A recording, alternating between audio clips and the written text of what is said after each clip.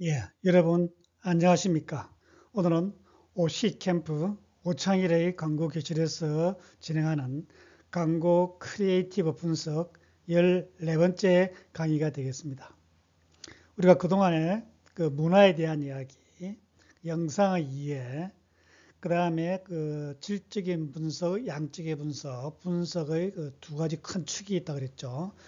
양적 분석은 내용 분석이라 이야기했고, 어떤 빈도수, 노출에 대해서 강조한 만큼 그 의미를 우리가 메시지를 분석할 수 있다는 말씀을 드렸고, 보다 중요한 건 이제 심층 구조를 연구하는 그 질적인 분석을 것을 제가 말씀을 드렸습니다. 질적 분석은 표면 구조와 심층 구조가 있고 겉으로 드러나 있는 어떤 표현 요소보다는 내용 분석적인 그런 관점보다는 속에 숨어 있는 의미가 뭔지, 어떤 지배의 이데올리가 있는지, 광고주 어떤 광고 메시지의 숨은 의도가 뭔지 이런 것을 따져보는 그런 질적인 분석 그 이야기했고, 그 질적인 분석에서 처음에 많이 강조했던 광고 기호론에 대한 기호학적인 분석에 대한 이야기하고, 그 다음에 대상이 소비자이기 때문에 소비자가 갖고 있는 전신 분석학적인 측면에서 어떤 숨어있는 억제되어 있는 욕망들이 있느냐라는 걸 따져본다고 말씀을 드렸었죠. 그래서 질적 분석의 두 가지 큰 축을 말씀드렸고, 오늘은 그 광고와 관련해서 상품 미학과 욕망이라는 주제를 가지고 관련되어 있는 주변의 이야기들을 이렇게 해보고자 합니다. 상품 미학, 상품이 갖고 있는 아름다움이라는 이야기겠죠. 그다음 그것이 어떻게 욕망을 충족시키고 그 소비자들이 그 어떤 욕망을 해소하기 위해서 어떻게 브랜드를 상품을 소비하느냐 이런 이야기를 우리가 하게 되겠습니다. 먼저 상품의 구매는 그 행복 지수, 신분, 삶의 질을 향상시켜 준다. 우리 이런 말을 가끔 듣죠. 억제되어 있는 거 혹은 생활 속에 여러 가지 문제들을 해결해 주기 때문에 얻을 수 있는 행복, 그 다음에 그 특정 브랜드를 사기 때문에 신분 상승이라든지 자기 신분이 높아졌다는 착각, 착시 효과 이런 것들에 대한 이야기. 그러니까 다른 사람과와 거리를 두게 한다는 이야기죠. 그래서 신분이 다르다고 하는 것을 나타내기 때문에 우리가 상품을 사고 그런 상품 브랜드를 광고 크리에이티브를 통해서 표현해주고 있다. 이런 말씀을 드릴 수 있겠죠. 그 다음에 그렇게 함으로써 삶 속의 문제를 해결해 줌으로써 삶의 질을 향상시키고, 그래서 우리가 소비자들이 생활 속에서 라이프 플랜을 실현하는 과정에서 브랜드, 또 광고되고 있는 상품을 소비한다. 그런 이야기겠죠. 그래서 열심히 들으시고 구독을 통해서 여러분들이 실력을 향상한다면 좋지 않을까 이런 말씀을 드리고 싶습니다. 상품 미학과 인간의 욕망, 그 다음에 광고 분석을 좀 비판적인 관점에서 본다. 다분히 질적인 분석과 연결되겠죠. 두 가지 말씀드렸었죠. 기호론적인 분석, 정신 분석학적 분석, 이런 큰 축이 있고, 그 다음에 이제 사회 비판적인 거, 소비자 지향적인 수용자 관점에서 이야기할 수 있는 것들이 많이 또 말씀드렸는데, 큰 축을 정신분석학과 기호론에서 두 가지 측면을 지난 시간에 말씀드렸고, 그런 것이 어떻게 거리두기를 하고 구별짓게 하느냐, 광고 크리에이티브 역할이 뭐냐, 이런 것들을 설명할 수 있으면 되지 않을까 이런 생각을 해봅니다. 먼저 뭐 큰 타이틀이 상품 미학과 욕망이니까 우리 욕망에 대해서 잠깐 언급하고 넘어갈까요? 우리 인간은 끊임없는 욕망의 결합체라 볼 수 있겠죠. 내면이든 외면이든 자기 자신을 위한 거든 어떤 자기 꿈을 위한 것이든 끊임없는 내적인 욕망이 있다는 이야기죠. 이런 것들은 위대한 작품들에서 많이 나오죠. 우리 고전에 속하는 그 위대한 갯집이, 그죠? 성공한 사람이 있는데 자기가 사랑하는 사람을 그리워하고 애타게 기다리는 그런 갯집이의 역사, 그죠? 삶, 라이프 그런 걸 해서 인간이 얼마나 거대한 부를 누릴 수 있느냐, 그죠? 끊임없이 부를 충족했고 채워지면은 그 사랑하는 연인에 대한 어떤 갈증, 내면의 심리는 채우지 못했기 때문에 계속 갈등하고 파티로서 소비하는 그런 것들을 보여주고 있죠. 여기 이제 요 그림이 위대한 갯집이 영화에 나오는 중요한 것이요. 그 시인을 볼 수 있겠습니다. 그러면 파티를 하고 춤추고 노래하고 화려한 영상, 자본주의의 극대각을 보여주고 있는 것이죠. 그러니까 우리 국내 드라마의 스카이 캐슬 같은 것도 학벌이라고 하는 욕망, 그죠? 좋은 학교에 가고 싶어 하는 욕망, 그런 것들에 대한 어떤 치열한 어떤 갈등, 이런 것들에 대해서 뭐 살인 같은 것도 하고 나오는 드라마가 있었죠. 화제가 됐던 작품이었는데, 그것도 결국 우리 크게 본다면 욕망에 대한 이야기 아닌가. 그러니까 뭐 최근에 이제 더 글로리라고 하는 거 학력 폭력이죠. 있어서는 안 되는 학력 폭력인데, 이것도 결국 인간이 상대방을 지배하려고 하는 욕망, 그런 어떤 검은 욕망이죠. 그런 욕망들 이야기한 게 아니냐. 뭐 우리들의 일그러진 영웅이라든지 이것도 많이 있습니다. 그렇지? 그렇죠. 우리 인간은 기본적으로 그 정거리 세계에서, 동물의 세계에서 우리 문화권에 살고 있지만은 내면의 욕구, 그것들은 있다, 이런 이야기들이죠. 그 욕망은, 이크란 욕망은, 인간의 욕망은 타자 욕망이라고 락한 이야기한 걸 우리 지난 시간에 이야기했습니다만은 여러분이 많이 알고 있는 이야기입니다. 우리 자신의 개인의 욕망은 자기가 순수하게 추구하려고 하는 욕망, 순수한 욕망이 아니고 다른 사람들이 바라는, 다른 사람들의 의존한, 다른 사람들이 기대하는 욕망이다. 본연의, 인간 자기 개인의 본연의 욕망이 아니라는 이야기죠. 인간의 욕망이라 그럴 때 의라고 하는 것은 인간 자신의 욕망일 수도 있지만은 인간 즉 다른 사람, 목적격, 다른 사람에 의한 욕망이다라고 해석할 수 있다, 이렇게 말을 하는 사람도 있습니다. 그러니까 결국 인간은 타자를 욕망한다, 다른 사람을 욕망한다. 여기서 욕망의 대상은 자연적 대상으로서의 타자가 아니라 타자의 욕망이라는 거죠. 다른 사람이 꿈꾸고 있는 다른 사람이 기대하는 욕망이라는 거죠. 이게 비극적이죠. 나에 대한 타자의 인정을 욕망한다는 이야기죠. 아주 이제 좀 복잡해지죠. 심리적으로. 다른 사람이 인정해주는 욕구, 인정 욕구라는 우리 사회적인 욕구를 많이 이야기하고 있지 않습니까? 그 다음에 또 두 번째는 이 욕망하는 주체는 타자가 욕망하는 방식으로 욕망한다는 거죠. 타인이 욕망이고 그 타인이 이렇게 욕망하는구나. 그래서 난 거기에 맞춰준다는 이야기죠. 나는 타자가 욕망하는 대상을 욕망한다. 다른 사람이 다이아몬드를 좋아한다. 다른 사람이 인스타그램에 올리는 어떤 맛집을 가고 싶어하는 있다고 하면 나도 그게 따라한다는 것. 결국 주체성을 상실하고 추종한다는 것이죠. 다른 사람에게 보이고 다른 사람에게 인정받으려고 하는 욕망이다. 순수한 욕망이 아니라는 얘기죠. 그러니까 결국 뭡니까?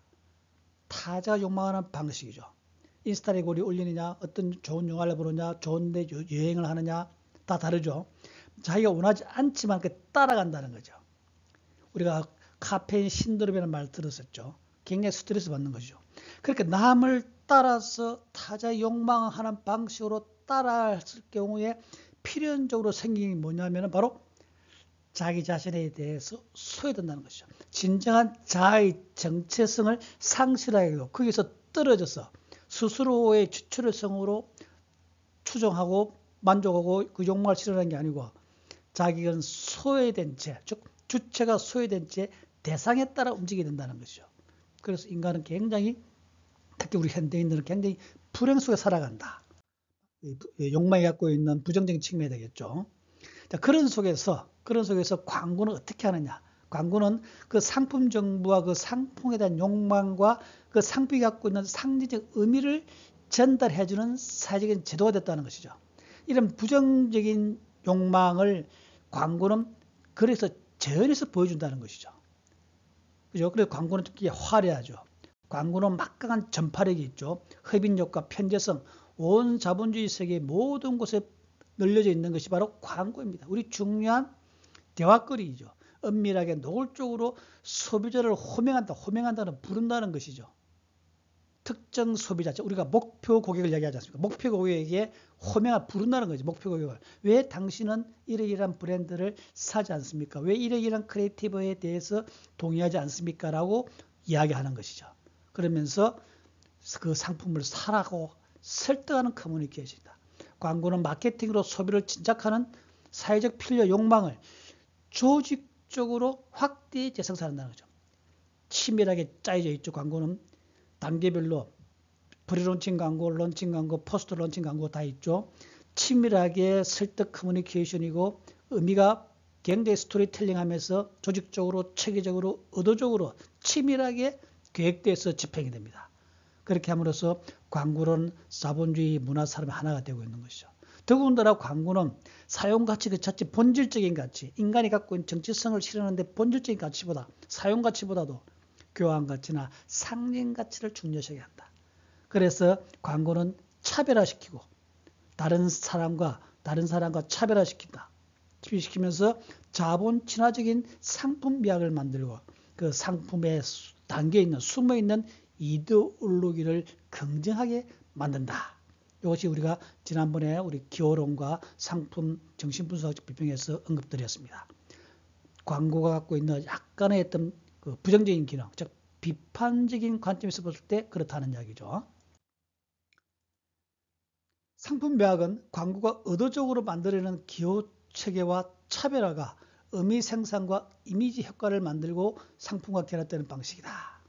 어렵게 이야기되어 있습니다만 기본적으로 상품 이야기라고 하는 것은 광고 크리에이티브를 통해서 의미가 생성된다. 즉 1차 의미, 2차 의미 작용이라고 얘기했죠. 그래서 새롭게 의미가 부여되고 의미가 생성된다는 이야기죠. 만들어진다는 이야기죠.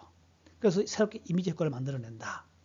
그 다음에 소비자는 그 상품과 연계된 이미지, 그 다음에 상품 구매를 통해서 얻게 되는 이상적인 자아상의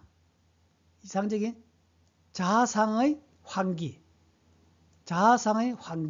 만족감, 욕망의 해결에만 관심이 있다. 그러니까 숨겨진 욕망을 해결해주면 소비자들이 좋아한다는 것이죠. 자기의 욕망, 비록 가짜 욕망이죠. 자기의 본질적인 자기의 정체성, 순수성이 상실되어 있는 타인이 원하는 방식대로 추구하고 자기 자신이 소외되어 있는 욕망일지언정 그것을 해결해 주니까 소비자들은 광고 크리에이티브 속에서 나오는 그런 브랜드를 소비하게 된다는 것이죠. 그죠? 그러니까 이 욕망이라고 하는 것은 해결해 준다는 거죠. 비록 가짜 욕망입니다만은 해결해 주기 때문에 동의한다. 그래서 이 욕망은 일시적인 욕망입니다. 우리가 상품을 사봐서 알지만은 하나의 상품을 샀을 때, 하나의 특정 브랜드를 샀을 때, 하나의 명품을 샀을 때 만족하지 못하죠. 또 다른 디자인의 명품, 또 다른 디자인의 그 브랜드의 의상, 패션, 구두, 그저 핸드백 다 새로 뜨는 욕망, 새로운 다이아몬드, 새로운 컬러, 계절따라 바뀌는 화장품의 진화, 진보, 변화 다 따라가야 되지 않습니까? 그건 결국 일시적인 충족이다. 자기 정체성을 완벽하게 해결해주는 그 욕망을 해결해주는 게 아니다라는 이야기죠. 그러니까 광고는 끊임없이 욕망을 불러일으키고 구매를 자극하고 그다지 소비하게 하고 이것이 다시 무한궤도처럼 진행된다. 광고를 자꾸 비판적인 관점에서 보기 때문입니다. 관점입니다. 그래서 비록 상품 미학이지만은 자기가 소외된 상태에서 반복하게 된다. 여러분들 이런 건물 많이 보셨죠? 우리 소위 말해서 청담동입니다. 청담동 명품 거리에 있는 브랜드들의 어떤 그 샵이죠. 보통 일반적인 오피스 빌딩하고 다르죠. 이런 오피스 빌딩 다르게 그 작품, 건물 자체가 하나의 명품이고 작품으로 되어 있습니다. 그렇지만 이렇게 끊임없이 인간이 소외시키는 이런 명품의 상품 미학에 따라 우리는 소비를 하게 됩니다. 하게 되지만은 그 자체는 욕망은 끊임없이 무한궤도를 통해서 확대 재생산되는 것이죠. 그죠? 그러니까 우리가 이런 현실, 자본주의 체계에서 살고 있다는 것입니다. 이러한 상품 미학이 옳다고 하는 말씀을 드리는 게 아니고 자본주의 사회에서의 소비의 미학, 소비하는 소비자들이 갖고 있는 욕망을 이렇게 특정 브랜드, 명품 브랜드들이 이용해서 광고 크리에이터를 보여주더라는 말씀이죠. 이거 여러분 많이 아시죠? 어떻게 들어도죠? 상품 미학 욕망의 대표적인 아주 전형적인 사건을 볼 수 있죠. 우리 4대 명품 패션 도시들이 있습니다. 파리, 뉴욕, 런던, 델리, 도쿄 이런 데가 있지 않습니까? 최근에 이제 서울도 많이 부각되어 있습니다만 어쨌든 간에 이러한 어떤 그 상품 브랜드를 단순한 의상, 패션으로만 가지 않고 하나의 예술 작품화함으로써 상품에 갖고 있는 것이 단순한 소비재, 물성적인 것이 아니고 의식과 의미가 이데올로기와 우리 갖고 있는 욕망을 분출할 수 있는 탈출구로서의 어떤 미학을 보여주는 하나의 행사, 바로 오뚜기 뜨르죠. 오뚜기 뜨르는 원래는 고급의 바느질 이런 데 의미가 있는 것이죠. 결국 하이 드레스 메이킹입니다. 즉 상류층을 위한 맞춤옷이죠. 개인 맞춤 제작을 하고 프랑스 파리에 20명 이상의 전속 워크숍이 있어야만이 이 오뚜기뜨리에 참여할 수 있는 자격이 주어집니다. 1년에 두 번 이상 컬렉션을 열어야 되고 새로운 패션을 소개하는 것이죠. 물론 이제 의상 디자이너들이 주도합니다만은. 그래서 굉장히 하이 패션을 이야기하고 있습니다. 이것은 이제 실용적인 것보다는 맞춤목이고 작품을 의상을 예술품의 경지를 올리고 하는 그런 어떤 파리 고급 의상 조합이 만드는 아주 신디케이트죠. 이쪽 이익단체입니다. 이 이익단체들에서 세계 패션을 주도하겠다고 하는 이니셔티브를 갖겠다고 하는 그런 맞춤옷을 어떻게 들으러 패션쇼를 이야기하고 있죠. 여기 너무 이제 예술적이고 고가의 제품인데 반해서 상대적으로 일반 대중들의 시장성, 이쪽에 볼륨존이죠. 기본적인 시장을 확대하기 위해서 브레타-포르테를 만들었다고 이야기하죠. 이 브레타-포르테는 이제 준비된 옷을 입는다. 그래서 ready to wear, 입기 위한 실용복이다, 기성복이다라는 뜻이죠. 그러니까 브레타-포르테는 상업적 디자인이다. 다주문이 대중을 상대로 한 작품들이다. 특히 이제 미국 실용주의죠. 미국 뉴욕 위주로 쇼가 진행된다. 그래서 많은 대중 브랜드, 소위 프레스티지라고 그러죠. 명품이면서도 메스티지라고 얘기하죠. 명품, 프레스티지이면서도 메스, 대중성을 확보한 그런 브랜드. 그것들을 이야기하고 있습니다. 이 브레타-포르테는 상대적으로 어떻게 들어보다는 1년에 4번 이상 이렇게 패션쇼를 하고 런던, 뉴욕, 밀란, 파리에서 순서대로 많이 열리고 있다. 그렇게 해서 세계 패션계를 리드하고 있다. 이 자체가 중요한 게 아니고 이러한 것들은 결국 광고를 통해서 광고 크리에이티브를 통해서 상품을 예술품 경주를 만들어주고 또 이제 상품이라고 하는 것은 소모성이 있는 그런 옷이 의상이 아니고 패션 자체를 상품 자체를 예술품의 경지로 끌어올리기 위한 그런 작업들이다. 그런 이익단체, 신디케이트들이 갖고 조직되어 있는 그런 의도된 치밀하게 계획된 그런 패션쇼이다. 이런 말씀을 드리고 싶은 것입니다. 그러니까 단순한 상품이라고 하는 것은 단순한 소비재가 아니라는 말씀을 강조하고 싶은 거죠. 어쨌든 간에 상품 미학을 용어할 때 계속 이야기해 보면은 상품 미학은 소비자가 상품에 예속되게 만드는 것이다. 상품의 노예가 된다는 말씀이죠. 우리가 지난번에 베이컨이 이야기했던 우상의 신화, 우상의 파괴에 대해서 우리가 한 말씀 드렸었죠. 즉 우리가 갖고 있는 정신적인 우상의 세계 속에서 그 선입견, 편견의 노예가 되어 있다는 말씀을 드리는데 이제는 상품이라고 하는 그런 것에 노예가 되고 있고 그 예속된다는 이야기죠. 그래서 현대 자본주의 사회에서는 물시인자유제로 만든다는 거지. 상품이 우리 인간을 지배하게 되어 있고 상품은 거기에 예속되어 있고 더군다나 그 다른 사람이 추종하는 방식, 상품 미학을 따라하고 자기의 원래적인 본질을 추구하려고 하는 게 아니고 스스로 소외되는 것을 알면서도 그 욕망을 따라가고 다른 사람을 추종하게 된다는 것이죠. 특히 상품에 예속된다는 것. 그것이 굉장히 현대 소비자들의 어떤 비극적인 상황이 아닌가. 즉 물건이 신이라는 이야기죠. 그런데 또 이렇게 하지 않을 수 없는 이중성이 갖고 있다는 거죠. 현대 소비자들은 행복지수와 신분과 삶의 질을 향상시킨다고 믿는다는 것이죠. 믿는다는 것입니다. 믿는다는 것은 팩트가 아니죠. 우리가 의식적으로, 정신적으로 그렇한 속성, 그런 의미를 우리가 믿는다는 것입니다. 팩트가 아니라는 것입니다. 세련미와 우아미의 문화적 정체성을 확보해 준다고 기대한다는 것입니다. 소비는 미덕이고 자유로운 선택이라는 현대판 신화를 만들고 믿는다는 것이죠. 자, 이게 참 중요한 이야기입니다.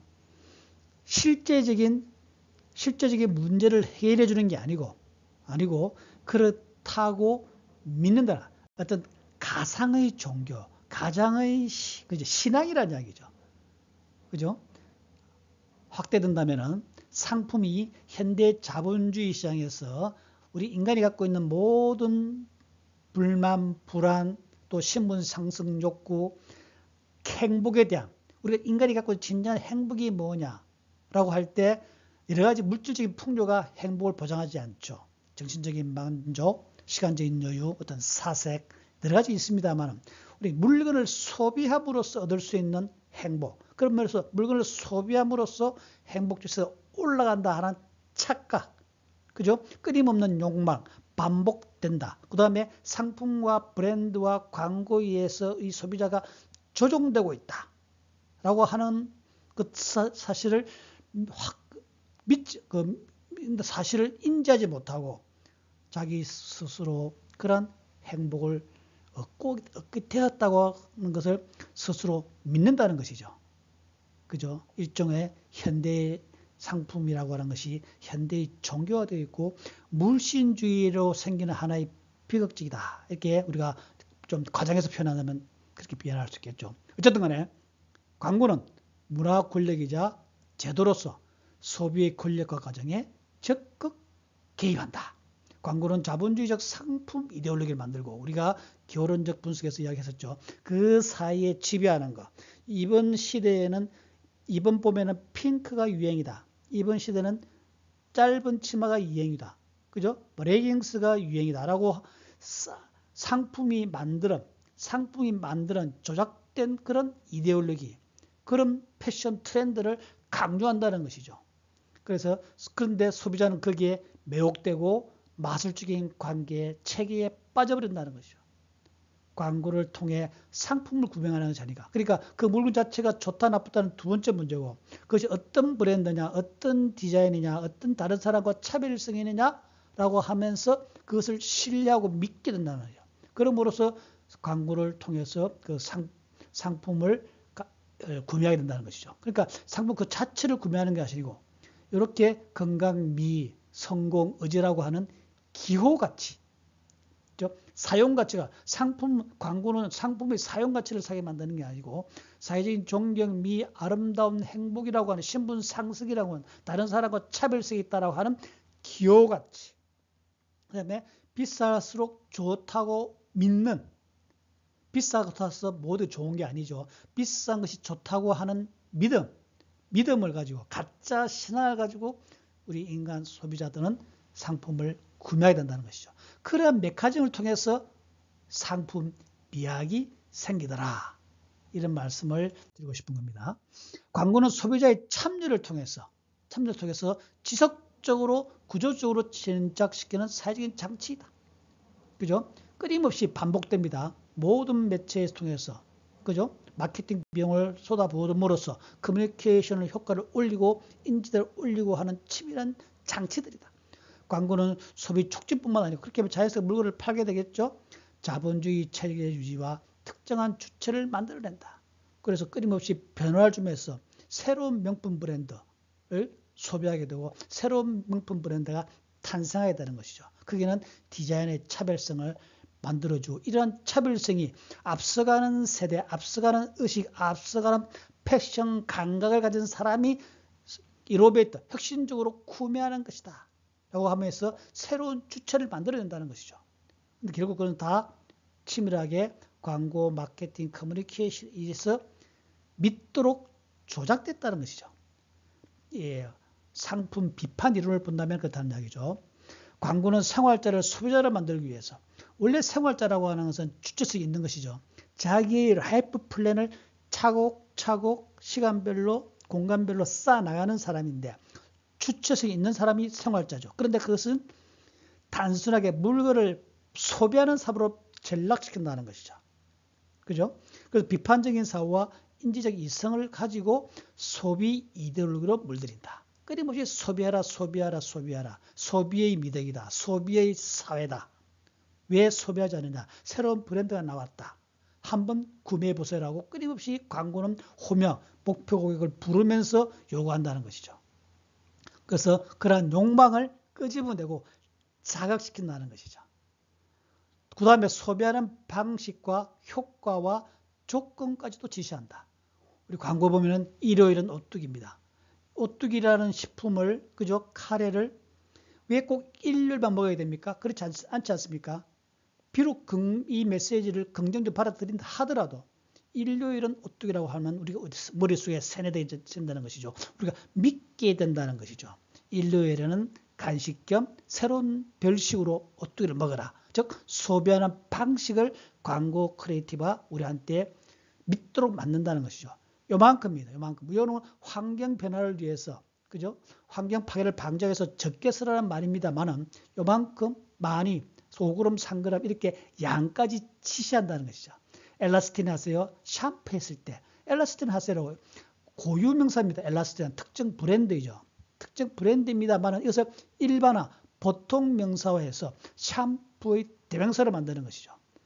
그러니까 광고 크리에이티브가 광고 크리에이티브를 통해서 만들어 전달하는 메시지가 얼마나 우리의 소비를 제약하고 상황을 만들고 효과, 방식을 통제하더라는 이야기죠. 근데 우리는 그렇게 맹목적으로 따라하는 것이죠. 왜냐? 우리가 그 광고 크리에이티브 메시지를 믿기 때문인 것이죠. 그런 치밀하게 조작됐고 우리를 세뇌시키는 작업입니다만 우리는 그것을 따라한다는 것이죠. 그것을 우리는 광고에서 새롭게 상품 미학으로 만들기 때문에 그래 그 말이 맞아. 그 브랜드 광고 카피 메시지가 맞아라고 수용한다는 것이죠. 그러니까 이렇게 해서 어떤 상품 미학과 욕망과 광고가 서로 상호작용하면서 이루어지고 있다. 광고는 상품 기호를 끊임없이 재생산하는 기호의 정치 경제학이다. 단순한 광고 크리에이티브 메시지나 컬러 톤이라든지 그저 나오는 셀러의 모델이라든지 그런 전문가들한테 하는 것들이 전부 다 치밀하게 연계되어 있는 그죠? 소비하게 만들고 거기에 이데올로기를 넣음으로써 우리 삶의 어떤 주제, 삶의 방식을 통제한다는 것이죠. 물질적이고 이데올로기적인 지배 논리를 재생산한다. 계속 반복화시키는 것이죠. 끊임없이 소비하게 만드는 재생산하는 그런 사회경제적인 제도이다. 이렇게 말씀드릴 수 있을 것 같습니다.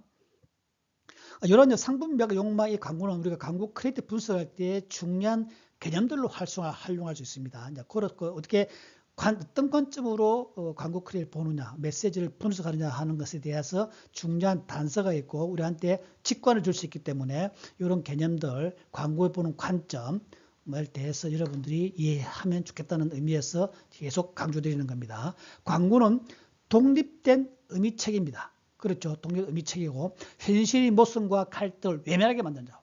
왜냐? 광고는 우리 앞에서 위대한 갯집이라든지 스카이 캐슬이라든지 보셨지 않습니까? 그 다음에 일본 명품 광고 오뚜기 뚜러브레타 포로테 여러 가지 명품 광고에서 보듯이 굉장히 화려하고 아름답고 그죠? 이상형을 보여주고 있습니다. 그 낙원을 보여주고 있는 것이죠. 그렇게 함으로써 우리 현실이 갖고 있는 문제, 모순, 갈등, 불편함, 그죠? 가난함, 결핍 이런 것들을 잊게 만든다는 것이죠. 외면하게 만든다는 것이죠. 그렇게 광고는 물신화라는 이야기했죠. 상품이 신이라고 되어 있겠다. 과거 시대의 신의 역할을 우리 현대 자본주의 사회에서는 상품이 하더라. 하고 모든 사회적 관계를 자본주의 교환 체계로 만든다. 좀 교환이죠. 사용가치, 본질적인 가치가 중요한 게 아니고 교환 가치와 기호 가치라고 이야기했습니다. 광고는 자본주의에 순응하게 만드는 것이죠. 그리고 지배를 정당화시키는 지배적인 이데올로기를 이야기했죠. 소비 이데올로기의 호명작용, 특정 목표 고객을 부른다는 것이죠. 사장님, 총무과장님, 20대 여성들, 그죠? 그래서 부름으로써 당신이 왜 이렇게 유행에 뒤처지고 있습니까? 라고 욕망을 자극하고 끄집어낸다는 것이죠. 광고는 자본주의의 생산과 분배와 소비의 순환구조를 설명하고 있다. 무한하게 들어가겠습니다. 이런 비판으로는 광고의 기능을 상업화와 논리와 자본주의로 자본주의화는 도구주의와 소비를 촉진하는 이데올로기라고 하는 도덕주의다. 그러나 광고가 주장하는 주체 효과를 과대평가하여 이 상품을 이 브랜드를 씀으로써 당신은 비로소 주체성을 확보합니다라고 이야기하는데 그것은 다 사실은 가짜였습니다. 우리 사실은 광고 크리에이티브는 메시지는 우리 소비자를 소외시킨다고 말씀드렸지 않습니까? 그런 비판적인 관점을 가질 필요가 있다는 겁니다. 그렇게 해야만 여러분들이 좋은 그 광고 크리에이티브 분석을 할 수가 있고, 그런 분석 작업을 통해서 여러분들은 훌륭한 크리에이티브를 생산해낼 수 있다고 하는 것이 중요한 관점입니다. 이 강의의 중요한 목적이 되겠습니다. 그래서 주체와 과정에서 벗어날 수 없다는 결정론적 시각이다. 이 상품 미학과 욕망은 계속해서 이야기해 본다면은 The New 미스 디올에서 나오는 새로운 파퓰 향수 광고죠. 이 카피가 이런 게 있습니다. 당신은 사랑을 위해 무엇을 할 수 있나요? 자, 여러분들은 과연 광고 크리에이티브 분석을 위해서 혹은 좀 더 확장되어서 우리 한국 광고 크리에이티브기를 위해서 한국의 광고 문화를 위해서 그죠? 무엇을 할 수 있느냐? 물었을 때 과연 어떤 답을 할 수 있겠습니까? 이 상품 미학과 욕망에 대해서 포브스에서 이런 기사가 나왔습니다. 럭셔리 브랜드는 어떻게 욕망을 창조하는가? 그죠? 우리 광고는 자본주의 사회의 중요한 체계이고 하나의 중요한 사회 제도라고 말씀드렸지 않습니까? 그렇지만은 그게 가지고 있는 부작용과 욕망을 창출하고 한다는, 욕망을 끄집어낸다고 한다는 어떤 그런 부정적인 측면이 있다고 말씀드렸지 않습니까? 그런 것들이 사회적인 관심사가 되고 있습니다. 그래서 포브에서는 이런 기사를 만들었습니다. 어떻게 이제 설명이 되냐면은 일종의 기본적으로 거리두기다, 디스턴싱이다. 상품 미학과 욕망을 끄집어내고 이 특정 브랜드를 사도록 이야기하는 것은 그 사람한테 다른 사람과 거리두기를 하기 위한 하나의 수단으로서 이 광고 브랜드를 사고 그런 상품 미학을 구매한다는 이야기죠. 특히 제가 볼 때는 브루디의 구별지켜 있게 된다. 사회적인 거리두기, 즉 야망 집단이죠. 다른 집단과 차별화시켜주고 자기가 속한 집단의 우월성, 탁월성, 그 다음에 고급감을 주기 위해서 다른 일반 사람과 거리두기를 한다는 것이죠. 그 다음에 시공간과의 거리두기입니다. 시공간, 즉 특정한 공간을 묘사하고 표현해 줌으로써 이 브랜드가 갖고 있는, 이 광고 크리에이티브 갖고 있는 새로운 세계에 대한, 이상에 대한 꿈, 그런 패션, 철학을 이야기한다는 것이죠. 그건 결국 시공간의 거리두기다. 그 다음 가설의 거리두기입니다. 새로운 환상, 이 지구상에 있을 수 없는, 이 현실 세계에 없는 것 같은 그런 가상의 세계, 환상의 세계, 새롭게 구축된 세계를 표현해 준다는 것이죠. 그렇게 함으로써 다른 사람과 구별짓게 하려고 하는 것이 아닌가. 그런 것들이 브랜드나 상품이 반영된 게 그 상품이 갖고 있는 새로운 미학, 새로운 미학이고 그 새로운 미학을 추종하고 동의하기 때문에 인간의 욕망이 동의하기 때문에 그 브랜드를 사게 된다. 이렇게 본다는 것이죠. 이 브루디의 상징 권력과 문화에 대해서 조금 더 설명을 드리면 아비투스라고 말을 쓰고 있습니다. 아비투스는 시간, 공간, 환경에 의해 내면화된 성향의 체계이다. 아비투스, 성향의 체계화는 습관적이고 반복적으로 일어났을 때 생긴다. 우리가 이야기했었죠.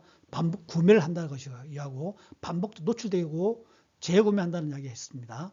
물론 브루디에는 상징 권력과 문화라는 개념을 보았는데 저는 이것을 광고라고 하는 것도 좀 좁혀서 광고 문화 속에 있고 광고 문화 속의 하위 개념인 광고 크리에이티브 분석, 그 다음에 광고 크리에이티브 창작의 관점으로 당겨온다면 똑같이 적용될 수 있는 개념이라 생각하기 때문에 제가 인용을 드립니다. 아비투스는 다양한 상황, 즉 외적인 요인과 장, 그 필드죠. 에서 소통되고 공유되는 문화이다. 광고를 문화라고 할 수 있죠.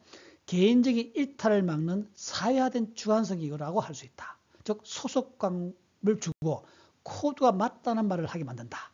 그 특정 브랜드를 사고 그 특정 브랜드를 산다는 것은 그 브랜드가 갖고 있는 상징가치, 기호가치를 구매하는 것이고 그 구매가치를 함으로써 다른 사람과 거리를 두기를 했고 다른 사람과 구별된다고 말하겠습니다. 그런 분대비 때문에 사회화된 주관성, 나의 주관이다. 너희들과 다른 나만의 소속감, 나만의 문화 코드를 나는 구매했다라고 생각한다는 것이죠. 즉 믿게 된다는 것이죠.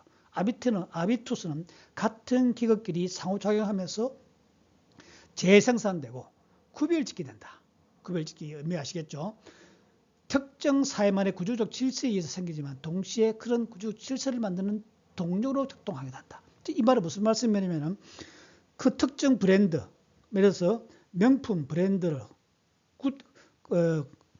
루비통을 샀다 그러면 그 루비통을 사고 싶다고 하는 질서에 들어가고 싶다 하는 것이고, 또 루비통을 샀으면 그 루비통을 산 사람들이 갖고 있는 그 집단의 질서 속에 들어가는 것이죠. 그러니까 루비통을 만들고 구매하고 싶은 욕망과 그 루비통을 만들어서 그 새롭게 형성되어 있는 구별짓게 되어 있는 소속 집단을 만드는 그 속에서 질서를 만드는 것으로 동시에 작동한다는 것이죠. 저는 이걸 볼 때 우리 요즘 말하는 본캐와 부캐란 말 쓰지 않습니까? 본캐가 있고 부캐가 있고 다시 부캐가 다시 본캐에 영향을 미칩니다. 본캐는 부캐가 갖고 있는 이상적인 이상적인 특징, 성향들이 있지 않습니까? 그것을 다시 뽑아내서 본캐가 그렇게 바꾸도록 본캐가 부캐를 추가하도록 만드는 작용을 하죠. 그러니까 서로 꼬리에 꼬리를 물면서 구조를 만들고 그 집단을 만들고 그 집단 속에 새로운 질서를 만드는 행위로 무한 반복되더라. 그래서 아비투스는 개인에게 내면화된 실천의 진책이다. 그렇게 함으로써 본캐가 부캐를 따르고 부캐가 본캐를 따르는 영향을 준다 얘기했지 않습니까? 그러면서 스스로 자기 속에 내면화된다는 것이죠. 그래서 스스로 자기의 주체성, 동질성을 획득하게 된다. 즉 새로운 형식과 행동을 허용하기에 창조적 기반으로 전환되는 계기를 마련할 수 있다. 단순히 부정적이고 사회적인 갈등, 구별짓기 함으로써 다른 집단과 갈등이 생기면서도 또 새로운 형식과 행동, 또 새로운 가치, 질서, 이데올로기를 만들기 때문에 새로운 창조적인 기반으로 옮길 수 있는 긍정적인 면도 있더라 라고 본 거죠. 자, 그 다음에 이제 부르드 이런 이야기 했습니다. 자본은 경제자본과 사회자본과 문화자본이 있다. 제가 볼 때 광고는 하나의 문화자본이 될 수 있죠. 광고에서 상품 미학을 추구하고 억눌린 욕망을 끄집어내서 그거를 구매하는 소비자들은 그 문화 속에서 체화시키고 내면한다 이야기했습니까? 그래서 몸짓, 말투, 교양, 취미 그래서 스스로 체화된 상태를 가지고 그 다음에 책이나 음반, 미술품 자기가 좋아하는 책들 좀 더 다른 책을 사죠. 다른 노래를 듣습니다. 다른 아티스트를 좋아하죠. 그 다음에 미술품을 구매하고 미술관에 가지 않습니까? 그 다음에 졸업장, 자격증 등을 따는 것도 있죠. 그래서 제가 볼 때는 이런 문화자본, 광고 크리에이티브는 하나의 문화자본으로서 그 소비하는 사람의 체화되고 여러 가지 그 구매 행동, 그 다음에 소비 행동이 달라지더라. 의식적으로 좀 더 격이 높은 걸 추구하게 되고 이제는 한 번 명품들을 산 사람은 계속 명품 소비자로서 남게 되는 즉 자기의 모든 삶의 기준, 체계, 이데올로기가 되더라 이런 이야기죠. 그런 의미에서 광고 크리에이티브가 갖고 있는 추구하고 있는 상품 미학, 중요성, 상품 미학, 상호작용 이런 것들에 대한 이해가 있음으로써 우리는 좀 더 광고 크리에이티브 분석을 좀 더 심도 있게 질적으로 할 수 있고 새로운 관점을 찾아줄 수 있다는 의미에서 말씀을 드렸습니다. 우리가 광고 분석은 다다익선, 즉 많이 알면 많이 알수록 새로운 관점이 생기고 다양한 해석을 할 수 있다고 말씀드렸지 않습니까? 그런 의미에서 이런 학자들의 이야기, 개념들도 여러분이 이해했으면 좋겠습니다. 결론을 본다면 광고는 생산된 상품의 소비를 촉진하는 경제 제도입니다. 그렇죠? 다 아는 이야기죠. 그 다음에 문화 장치이고, 그 다음에 소비자를 호명한다 이야기했습니다. 그 의미 전달 체계, 의미 생성된 의미 체계입니다. 그렇게 함으로써 구별짓기를 하고 새로 문화 자본으로 기능할 수 있다. 무엇이? 광고 크리에이티브가. 왜? 새로운 상품 미학을 부여했다. 의미가 생성된다는 이야기였습니다. 다분히 이제 광고는 소비를 매개하고 자본 친화적이죠. 끊임없는 마케팅이고 매출을 올려야 되고 이득을 추구하는 것이죠. 광고주는. 그렇지만 그것은 우리가 설득 커뮤니케이션에서 우리는 볼 필요가 있다. 그래서 광고 크리에이티브는 낯설게 하다. 기본적으로 심리적인 글이, 사회적인 글이, 신분적인 글이, 자격적인 글을 주는 것이고 그다음에 기호가치, 버킷리스트죠. 인생 득템을 합니다. 그 다음에 끊임없이 숨은 설득자로서 역할을 하더라. 그래서 우리는 컨셉트와 패션 철학을 잘 알아야만이 그 특정 명품 브랜드가 갖고 있는 기본적인 소구점, 메시지, 의도, 컬러가 왜 저 컬러가 나왔느냐라고 하는 것을 우리가 이해할 수 있다. 그 다음에 명품들은 전략적인 모습을 갖고 있다. 그래서 의미가 좀 난이하고 아까 전이성이 있죠. 이런 것들을 우리는 광고 크리에이티브 분석할 때, 그래서 크리에이티브 디렉터들은 이런 것들을 잘 구별해내고 그 숨어있는 의미가 뭔지를 잘 찾아내야 된다. 기본적으로 명품은 인지도, 품질, 충성도, 연상효과가 있죠. 인지도 있고 품질을 믿을 수 있고 충성 고객이 있죠. 그 다음에 특정 브랜드, 명품 브랜드는 연상할 수 있는 이미지, 메시지가 있습니다. 그죠? 이런 것들을 종합해서 봤을 때 광고 크리에이티브 분석을 좀 더 원활하고 심도 있게 할 수 있다. 이런 말씀을 드릴 수 있을 것 같습니다. 오늘 배운 욕망, 상품 미학, 구별짓기 이것도 잘 이해했으면 좋겠습니다. 그 다음에 독립된 의미체계라든지 광고는 자본주의 교환 체계면서도 물신주의를 조장한다. 그렇지만 우리가 스스로 소외되지 않고 그죠? 욕망, 가짜 욕망, 믿음으로서 생기는 소비 이데올로기를 맹목적으로 믿음으로써 생기는 그런 가짜 믿음, 가짜 신뢰는 결국 우리가 가짜 욕망일 수가 있다. 그러한 의도를 우리가 간파해내고 그런 것들을 의미를 분석해낼 수 있어야 된다. 또 거꾸로는 그러한 것들을 잘 활용해야만이 좋은 크리에이티브, 광고 크리에이티브를 생산해낼 수 있다. 그런 의미에서 그동안에 쭉 공부했던 정신분석학적 비평, 개론적 비평과 함께 상품 미학과 관련되어 있는 다양한 사회학적 철학자들의 관념과 용어 개념들을 아시면 좋지 않겠나 그런 기대를 합니다. 오늘도 긴 시간 대단히 수고했습니다. 항상 크리에이티브한 생활을 가지시고 좋은 성과 얻으시기를 기대합니다. 오늘도 감사합니다.